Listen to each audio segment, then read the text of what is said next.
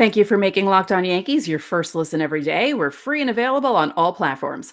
On today's show, the World Series is still happening. The Astros won last night, and now they're heading back to Houston down 3-2 with the Braves pitching staff hanging on by a thread, literally.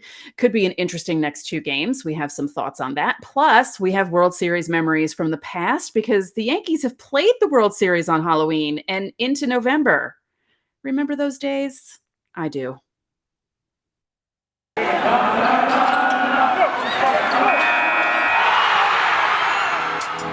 You are Locked On Yankees, your daily New York Yankees podcast. Part of the Locked On Podcast Network, your team every day.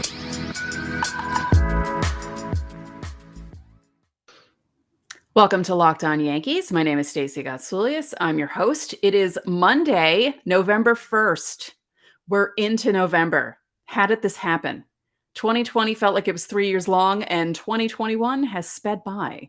And the thing that I love the most about this is the month is starting on a Monday. I feel like when you want to start new things, it always feels better to start on a Monday. So yeah, this is a good thing.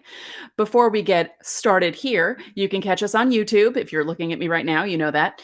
You can listen to us in Apple, Google, Spotify, Stitcher, Odyssey, and any other podcasting app available. You can also tell your smart device to play podcast Locked On Yankees. So if you don't know who I am, as it says in front of you, if you're watching me on YouTube, I'm Stacey Gotsulias. I used to write about baseball, and now I podcast about it. And there's some interesting baseball happening. I know it's not the Yankees, but the World Series it's odd this year. It's odd. It's long. The games feel like they're taking forever. Guys aren't lasting long. The pitchers, the starters are not lasting long. I mean, if a guy makes it past the fifth inning, it's a miracle. I won't fault the Braves last night. They called some kid up who wasn't even at the stadium for game one. He was in a hotel room and they called him up and said, hey, after Charlie Morton broke, it's like, hey, by the way, you're probably going to be pitching. So yeah, I don't fault him for that last night. You had a good first inning and then things kind of fell apart. And the Braves had a good first inning. Yeah. Grand slam, went up 4-0, and then things kind of fell apart. Then they took a 5-4 lead, and then things really fell apart. And now the Astros are back in it. And yes, they're back in it at 3-2 because they're going back home. It's easier for them at home. The Braves pitching staff is hanging on by a thread. Those guys have been used so much. And I believe last night during the game that they said they were very close to setting a record for most pitchers used between both teams in the World Series in the fifth game. So we haven't even made it to game 7. We might not make it to game 7. You never know. The Braves might win tomorrow, but it's looking kind of tough for them. But yeah, last night, I don't know. It felt as if, I don't know. I felt like the Grand Slam, I didn't think it was going to be enough. Yeah, I definitely didn't think 4 runs was going to be enough. And then the Astros came back pretty quickly. They chipped away and they came back. And then Freddie Freeman put them up 5-4, hit like the longest home run. I don't know if it was of his career, but he hit it 460. That's a long way. I know as Yankee fans, you're used to seeing big home runs by guys like Stanton and Judge, but Freddie Freeman's a pretty big dude. And 460 is a pretty big shot by him. And then it kind of felt, ooh, okay, the Braves are on the precipice of something here. And then the Astros just were like, no, we're going to win this game and we're going to make things interesting. And again, 3-2, they're down 3-2 going home with the Braves pitching staff arms hanging on. I don't know how these guys are doing what they're doing. They've been pitching like this for over a month. I mean, the Braves have been on a roll since they took over first place in the NL East. I picked the Braves in 6. And I was kind of hoping they'd win in 5 last night because of what happened to Charlie Morton, because of how the pitching usage has been during this series so far, it felt like they needed to win it in 5. And that if it pushed past a 5th game, it would go into the Astros' favor. I don't know if anyone else feels that way also, but I kind of feel like that was the game the Braves needed to win. Obviously, they need to win one of the next two, or the Astros will be winning the World Series again. But yeah, last night felt like a must win in that situation. They needed to get it done at home, and it just didn't happen. Now, one funny thing, after they won game 3 in Truist Park, I believe it was Mike Eck. I'm not gonna say his name right, and my last name, I should be able to say other people's names right because people always screw up my last name. Mike Exiza of River Avenue Blues joked about how the Braves have now won more games in the World Series just after winning one game in Truist Park than they ever won at Turner Field. Because if you recall, the Yankees swept them in 1999 and they hadn't been back to the World Series since then. So, yeah, oops. Anyway, how does everyone else feel about this? Does everyone else feel the same way I do, that last night was the game the Braves really needed and that they're kind of in big trouble now going back to Houston? Tonight's the off night, obviously, travel night, going back to Houston. Tomorrow is the big game. I don't believe they have pitching matchups yet because, I mean, they didn't even have, I don't even believe they had the pitchers listed until a couple of hours before. Okay, well, all right. The Braves have Max Fried going. I mean, if you're going to try and win game 6, Max Fried is your guy. Now, looking at his numbers in the World Series, he's 0-1 with a 10.80 ERA. He's had a bit of a rough go. But in the postseason, he's 1-2 with a 5.40 ERA in 21 and 2/3 innings with 23 strikeouts. So, he was strong during the regular season, 14-7 with a 3.04 ERA and 165 innings, or 165 and 2/3 innings with 158 strikeouts. So, he's a good pitcher. He's 40-18 overall in his career. He's just like the other guys. They're all running out of gas. And with the way the pitching has gone so far in basically the entire postseason, they're just all running out of gas. Even guys on the Astros are running out of gas. The Astros moved Alex Bregman down to 7th in the lineup. He apparently worked on some stuff during batting practice, and it paid off last night. Will we see him higher up in the lineup tomorrow night? Probably not. I think Dusty Baker will be smart and say, you know what, we're going to keep him at 7 because he was doing pretty well there. We'll see. So, could be interesting. I don't know. I feel like it's going to 7 now because of just the way the pitching is going. And I don't know. Now I see the Astros winning. Can I rescind my original prediction of Braves in 6? Because did I know that Charlie Morton was going to break his leg? No, I did not know. You know what I do know? I know that DirecTV stream is pretty cool. Does this sound familiar? You've got one device that lets you catch the game live, another that lets you stream your favorite shows. You're watching sports highlights on your phone, and you've got your neighbor's best friends log in for the good stuff.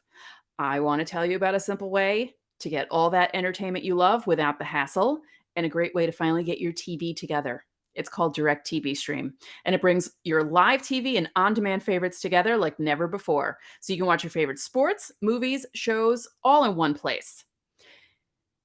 That means no more juggling remotes and no need to buy another device ever again. And the best part, there's no annual contract. So get rid of the clutter and the confusion and get your TV together with DirecTV Stream.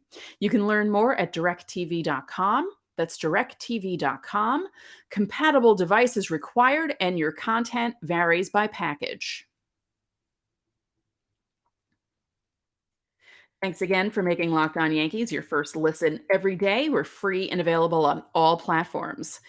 Now, Gordon Beckham is our insider for Locked On, and he had some thoughts after Game 5 of the World Series.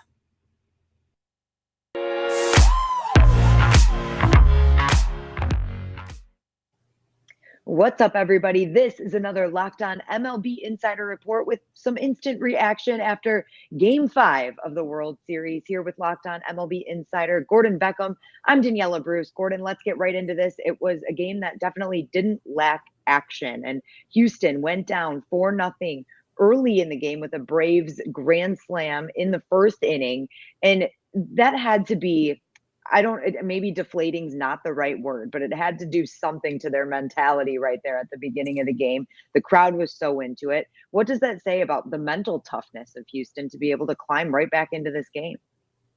Yeah, I mean, when you see what happened in the first, it was kind of like, wow. I mean, this series might be over right now. I mean, Yeah. And then one thing I was thinking about when it was happening is the one thing it does do for the Houston offense is instead of playing scared, they had to come out and score runs. So it almost kind of flipped a switch in my mind with them. It's like, okay, we can't just try to skate by and get a couple hits and find a way to win a game. It's like we're going to have to slug our way out of this. And you almost saw the mentality change like immediately because they knew if they didn't go out and start swinging the bats and be aggressive, then they're not going to win this series. It's going to be over. And the World Series is going to the Atlanta Braves. So I kind of sense the switch on the mindset of the Houston batters. Like we can't just play these nail biter games. We're going to have to go get this one and really have to score some runs. And they did. I mean, it was really good job by them not getting down, just continuing to stick with their plan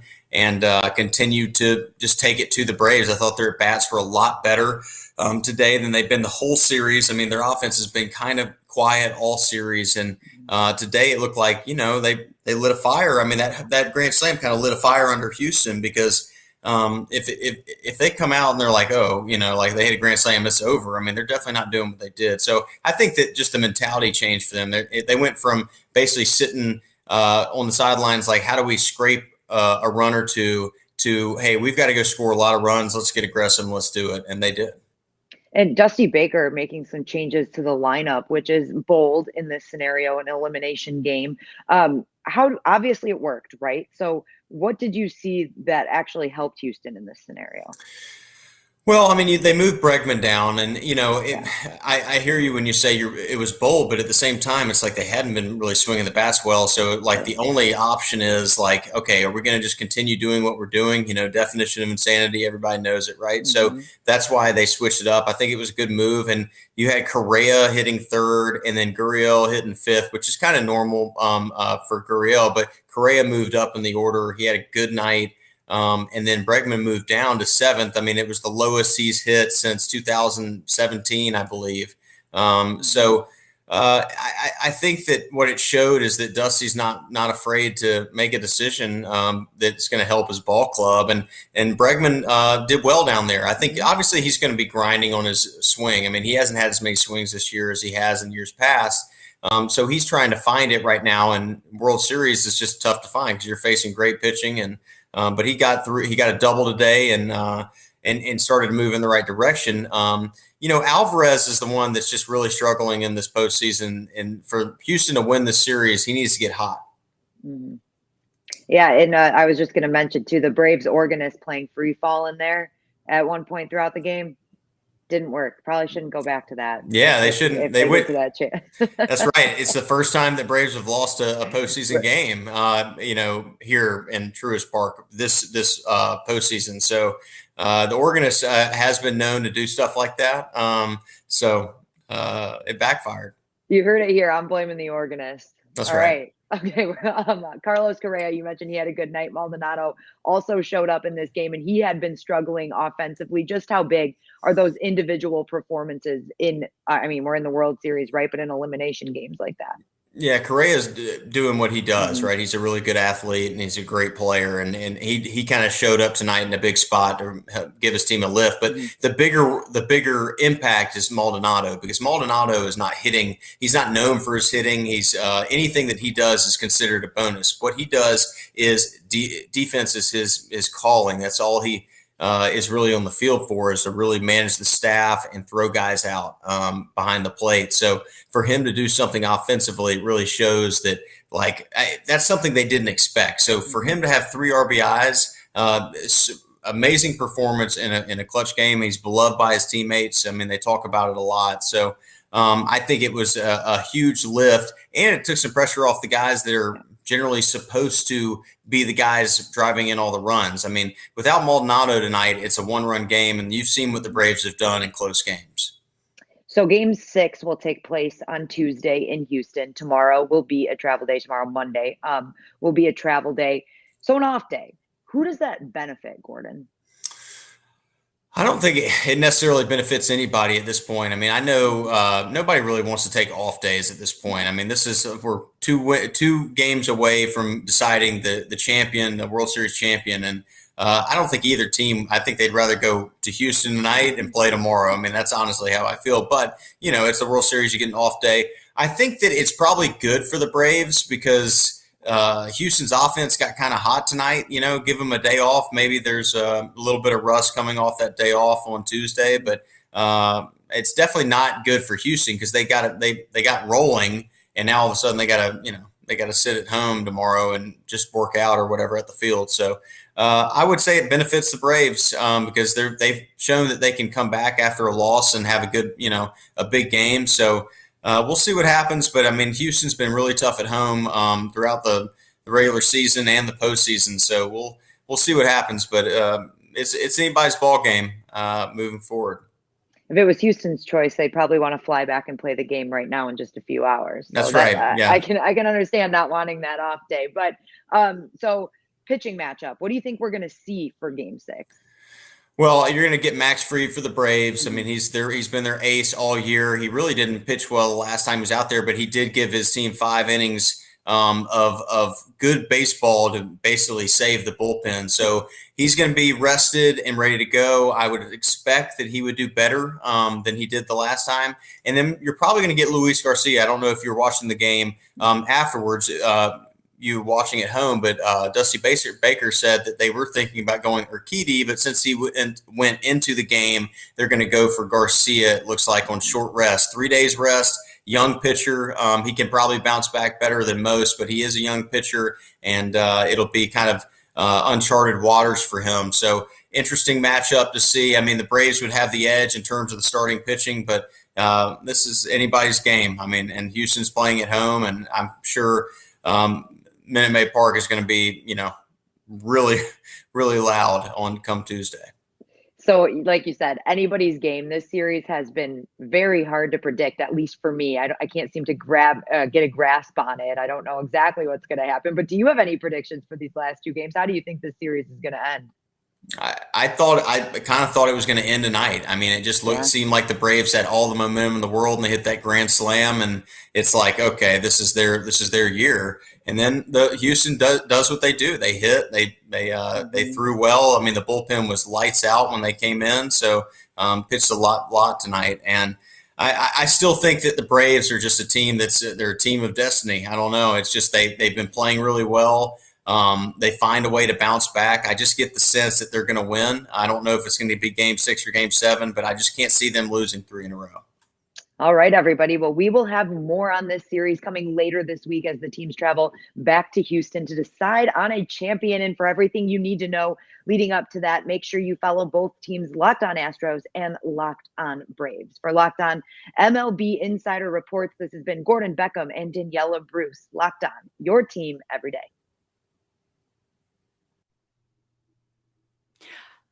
I can't believe that Gordon Beckham kind of agrees with me. Huh. See, that makes me feel good. Oh, and one more thing about the Braves organist that, they mentioned he played Free Falling. He played I'm a Little Teapot and It's a Small World for Jose Altuve. I'll just leave that there.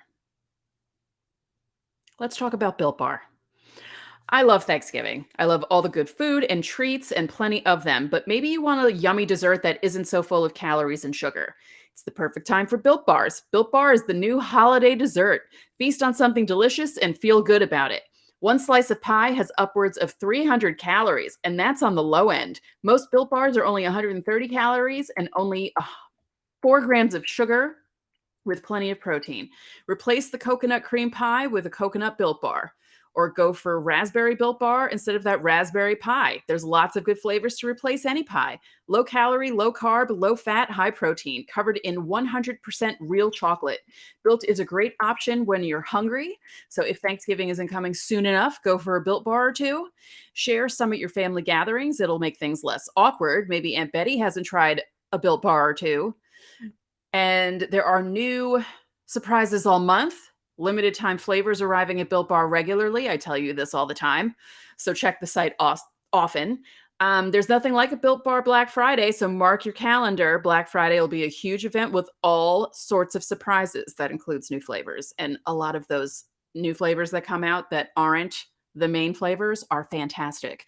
Go to built.com, use our promo code LOCKED15, and you'll get 15% off your order. Again, promo code LOCKED15 for 15% off at built.com. Remember the days when the Yankees would be in the World Series this late in the year? Hasn't happened in a while. Actually, the last time the Yankees were in the World Series, it happened, and that was 12 years ago. The Yankees played on Halloween. They played on November 1st. They actually won on November 4th, if I remember correctly. If the dates are in my brain correctly. And yeah, we're going to talk about a couple of Halloweens and November 1sts because the infamous Tino to tie, Jeter to win game happened 20 years ago last night, Halloween 2001. I was at the game. I always like to tell people that that game permanently damaged my vocal cords, which it did, because I will tell you why. I lost my voice completely for at least 4 days. And when I say completely, I mean just gone, nothing. There was nothing there. I sounded like a demon, so I just didn't speak. And now, if I go out places and there's loud music or I have to talk over other people, I'll wake up the next day and my voice is raspy. And it never did that before that game. So thank you to Derek Jeter and Tino Martinez. But let's just discuss that game because it was a doozy.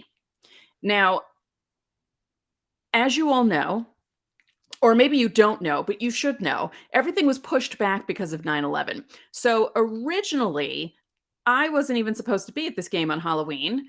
It was supposed to be at least a week earlier. And I was supposed to be in Wilmington, North Carolina for Halloween. But because everything was pushed back, my vacation to Wilmington, North Carolina got pushed back. So my best friend and I decided, all right, we'll go to the game and then we'll drive to Wilmington the next day, which is what we ended up doing. But did we know it would be one of the best games we've ever attended in our lives? No.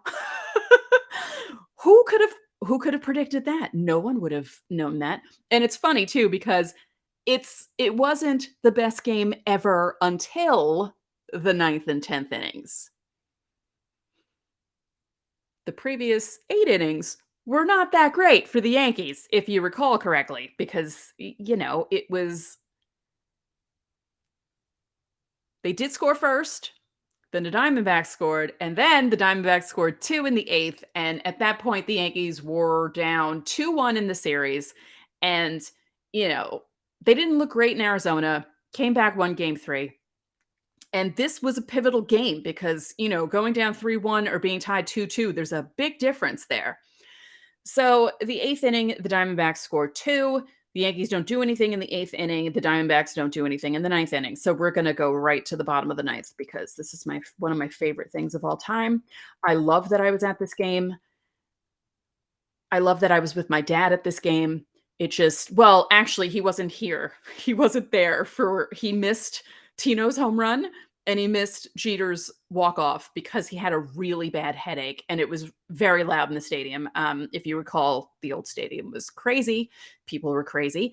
And it was very loud. And it was, it's the World Series. Of course, it's going to be loud. And he was like, yeah, I got to go. So I think he went to maybe not stands because I don't think he would be in a bar, but he was somewhere around there and we had to meet him after the game. So he actually watched the home runs on a TV after he left the stadium where my brother, myself, and my best friend were. So 9th inning, Derek Jeter hits a bunt ground out. And I'm mad at Derek Jeter at this point because he was doing nothing in this series. And the reason I believe he didn't do anything in the series, and he didn't really do much in the ALCS against Seattle, was his second flip play. If you recall, he had the first flip play in Oakland, the flip play. He had a second flip play in game 5 at the stadium when he flipped into the camera well and landed on a stool. Now, as you all know, Derek Jeter never said he was injured. The only time he was really injured was when he literally broke his ankle on the field and had to be carried off. And that's when you knew something was really wrong with Derek Jeter. So I think that falling onto that stool in the camera well, game 5 against Oakland, screwed him up that whole time. So through the 5 games against Seattle and through the first 3 games of the Arizona series until his 10th inning at bat. But his 9th inning at bat, a bunt ground out. So Paul O'Neill hits a single. Bernie Williams strikes out swinging. And so there's 2 outs. They're down 2 runs. I'm sitting there really angry because I wanted them to win again. The last playoff game I went to was the Soriano walk-off against Seattle in game 4. So I wanted another big game. And the first pitch, Tino Martinez hits for a home run. And I saw it happen. I was in the stadium. I was watching the ball. I watched it go to right field, or, the bleachers, because I was sitting in section 16 of the upper deck in left field, or not quite left field, but I had that vantage point where I could see. It took me until he was between second and third for my brain to register that the man hit a game-tying home run in the bottom of the 9th with 2 outs. And then I started screaming. And the upper deck started bouncing up and down. Well, it started bouncing up and down before that. As soon as the ball went out, everyone was jumping up and down. And I'll never forget, this girl behind us, a couple of rows behind us, started freaking out because the upper deck was shaking. And I said to her, if it wasn't bouncing up and down, that would be worse. We're okay. It's okay. We're not going to fall. Because, you kind of feel like you're going to fall when an entire baseball stadium is moving up and down. If you're not watching me on YouTube, I'm moving my hands up and down to demonstrate because it was literally doing this. And Tino rounds the bases. The Yankees tie the game. It's like insane. Then Jorge Posada walks, David Justice singles, and you're thinking, oh my God, maybe they're going to walk off here. And then Shane Spencer strikes out looking, and you're like, great. So they go to the 10th inning. Mo replaces Ramiro Mendoza. Mo gets Craig Counsell to ground out, Luis Gonzalez to ground out. I still can't stand saying that man's name. 20 years later. Ugh. And then Danny Bautista pinch hits and grounds out. So Mo 1, 2, 3, up, down. Very good. So the bottom of the 10th, Scott Brocious hits a fly ball to right. Alfonso Soriano hits a fly ball to left. And then Derek Jeter steps into the box at 11:59 on October 31st, 2001. The clock strikes 12 when he's at bat. November baseball for the first time ever. And it's a big deal. They mention it on the TV broadcast. They mention it on the radio broadcast. I know this from, later because obviously I was at the game. I didn't know that. But even my brother said, oh my God, it's midnight. It's November. And that was just like, wow, we're watching baseball in November. That's so cool. And on the 9th pitch of the at-bat, Derek Jeter hits his infamous home run that, I know I joke a lot about Michael Kay and his calls, but the see ya, I love that call. That's one of my favorite calls from him, other than the get your tokens ready call from 2000 during the ALCS against Seattle. I love that call too. Jeter hits the home run. I am screaming nonsense, which is why I lost my voice. And it was so loud in the stadium when that happened, and so loud leaving the stadium.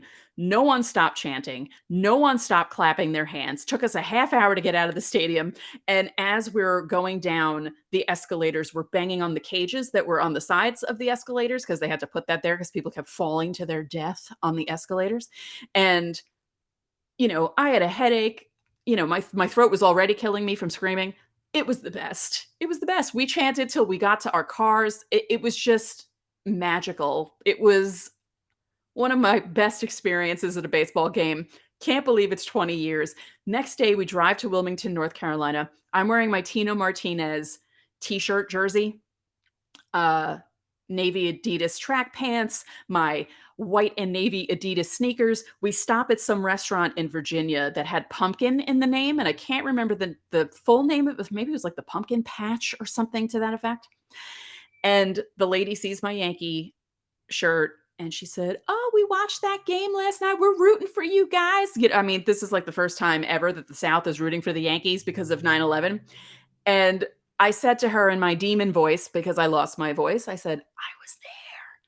And she's like, "Oh my God." So we were talking about the game, and she was explaining that she doesn't normally watch baseball, but they've been watching baseball the entire playoffs because, as I said, they're rooting for the Yankees. And that just felt nice that anytime we stopped somewhere on our way down to Wilmington, someone was congratulating us for the Yankees winning, which was really funny because what do I have to do with the Yankees winning? But God, that was such a fun experience. And I can't believe it's 20 years.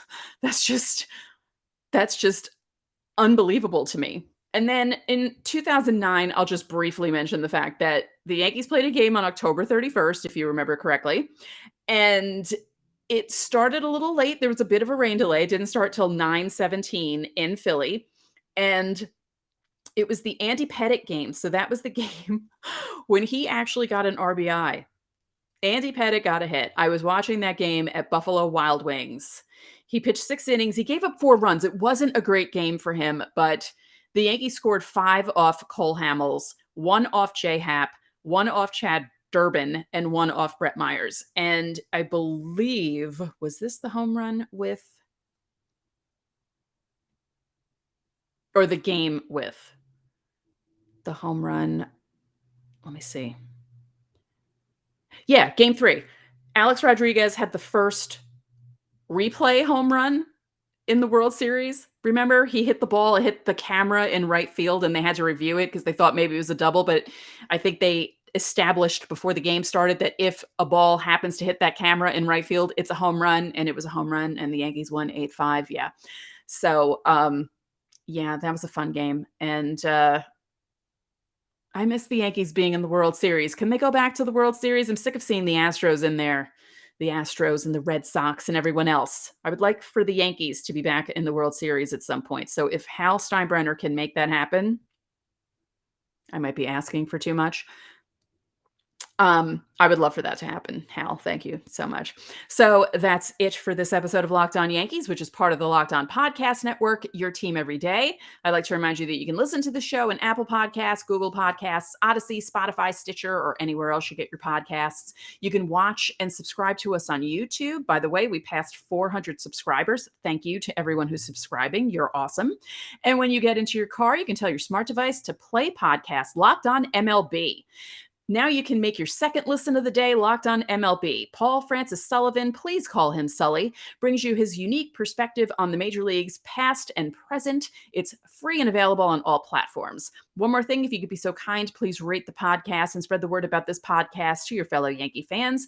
We would really appreciate it. So enjoy your Monday, and I will talk to you all tomorrow.